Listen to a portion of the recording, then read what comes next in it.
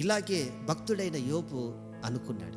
యోబు గురించి దేవుడు ఒక మంచి సాక్ష్యం చెప్పాడు. అతడు యథార్థవంతుడు, నీతిమంతుడు, అతను వంటి వాడు భూమి మీద ఏ ఒక్కరూ లేరు, దేవుని యందు భయభక్తులు కలిగిన వాడు అని యోబు గురించి దేవుడు సాతానికి సాక్ష్యం చెప్పాడు. అటువంటి యథార్థవంతుడు, నీతిమంతుడికి కొన్ని శోధనలు ఎదురయ్యాయి. అపవాది కొన్ని శోధనలని అతని జీవితంలో కలిగేటట్లుగా దేవునితో వాదించాడు. పిల్లలు చనిపోయారు, ఆస్తి పోయింది, రోగం వచ్చింది. చివరికి యోబు ఇలా అంటాడు. చూడండి, యోబు గ్రంథం 3వ అధ్యాయం, యోబు గ్రంథము 3వ అధ్యాయం 2వ వచనం. యోబు ఇలాగు అనెను, నా తల్లి గర్భద్వారములను అది మూయనందుకును, నా నేత్రములకు అది బాధను మరుగు చేయనందుకును నేను పుట్టిన దినము లేకపోవునుగాక. మగపిల్ల పుట్టెనని ఒకడు చెప్పిన రాత్రి లేకపోవునుగాక. ఆ దినము అంధకారమగునుగాక. పైనుండి దేవుడు దాని ఎంచకుండునుగాక. చూసారా, మగపిల్ల పుట్టాడని చెప్పకపోయి ఉంటే ఎంత బాగుండేది. యోబు ఊహించలేదు, గమనించలేదు తన జీవితాల్లో ఇలాంటి పరిస్థితి ఒకరోజు వస్తుంది. సంపాదించిన ఆస్తి ఎంతో పోయింది, 10 మంది పిల్లలు చనిపోయారు, చివరికి రోగం వచ్చింది, కురుపులతో తన శరీరం అంతా గజ్జిపట్టింది. భార్య కూడా యోబును పట్ల అర్థం చేసుకోక అపార్థం చేసుకుని మాట్లాడుతుంది. ఇంత యథార్థవంతుడు, ఇంత భక్తిపరుడు, దేవుని యందు భయభక్తులు కలిగిన వాడు తన జీవితంలో ఇలాంటి పరిస్థితి వస్తుందని ఏ ఒక్కరోజు కూడా ఊహించలేదు. తనకంటే చిన్న వయసు కలిగిన వాళ్ళు యోబుకి బోధ చేస్తాడని ఊహించలేకపోయాడు. తన ప్రాణ స్నేహితులు కూడా దూరంగా చూస్తూ, దూరంగా నిలబడి తనను నిందిస్తారని ఊహించలేకపోయాడు. ఎంతోమందికి యోబు ఉపదేశించాడు, ఎంతోమందికి యోబు సహాయం చేశాడు, ఎంతోమందికి యోబు ఆదర్శంగా నిలబడ్డాడు.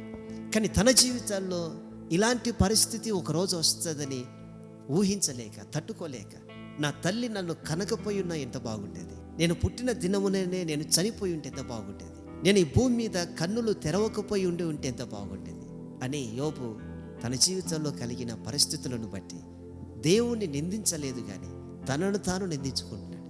ఈ 3వ అధ్యాయం అంతా మనం చూడగలిగితే తన పుట్టుక గురించి యోబు మాట్లాడుతున్నాడు.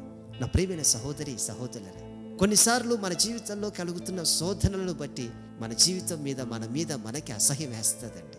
కొన్నిసార్లు మన జీవితంలో కలుగుతున్న సమస్యలను బట్టి మన పుట్టుక మీద మనకు అసహ్యం వేస్తుంది.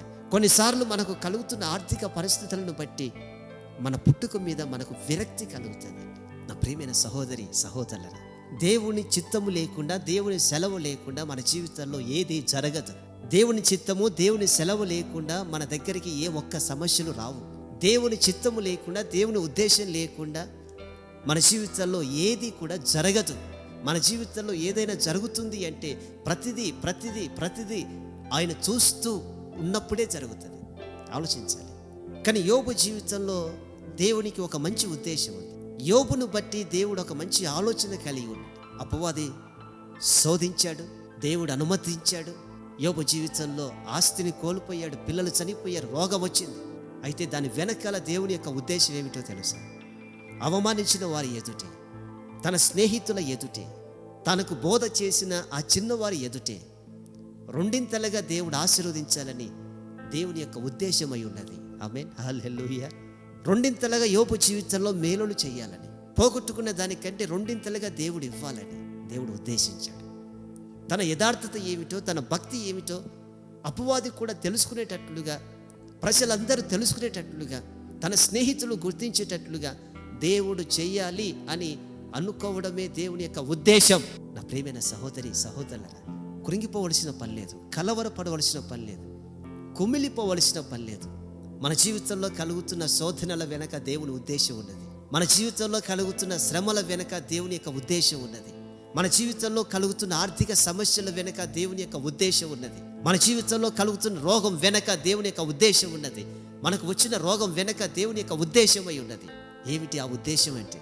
దేవుడు మన పక్షమున ఉండి మనకు చేసే కార్యము ప్రజలందరూ తెలుసుకునేటట్లుగా, దేవుడు మనకు కలిగిన రోగం నుంచి విడిపించినప్పుడు అనేకులు చూసి కన్నులు తెరిచేటట్లుగా దేవుని యొక్క ఉద్దేశమై ఉన్నది.